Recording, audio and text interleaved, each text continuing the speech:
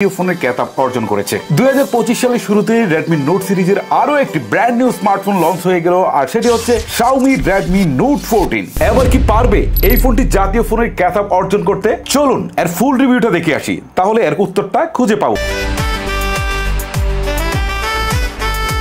ফোনটির design personally আমার কাছে কিন্তু বেশ ভালোই লেগেছে। বক্সি শেপের একটা ডিজাইন, আর বক্সি শেপের ডিজাইন বরাবরই আমার কাছে বেশ ভালো লাগে। পিছনের দিকটা একদম ফ্ল্যাট এবং সাইড ফ্রেমটুকু ফ্ল্যাট। এটা দেখে আপনার কাছে যাই মনে হোক, বস্তুতপক্ষে এটা সম্পূর্ণ প্লাস্টিক বিল্ডের তৈরি একটা ফোন। প্লাস্টিক হলেও কিন্তু মোটেও চিপ ফিল হয় না। আর এই যে ক্যামেরা হাউজিংটা, এটা 2020 একটা কমন একটা ডিজাইন, তারপরে আমার কাছে বেশ ভালোই লেগেছে। যদি আমরা ফোনটির উপরের দিকে তাকাই, তাহলে এখানে দেখতে পাচ্ছি 3.5 হেডফোন জ্যাক দেওয়া হয়েছে। এইটা নিচের দিকে তাকলে আমার কাছে মনে হয় একটু ভালো লাগে। তবে এবার নিচের দিকে তারা সিম কার্ড ট্রে দিয়েছে, যেখানে আপনি অনলি দুটি সিম কার্ড ব্যবহার করতে পারবেন, অথবা একটি সিম কার্ড অথবা একটি মাইক্রো এসডি কার্ড ব্যবহার করতে পারবেন। এই জায়গাটায় আমার মনে হয় যে Xiaomiর একটু ইমপ্রুভমেন্টের জায়গা ছিল, যেহেতু বেস ভেরিয়েন্ট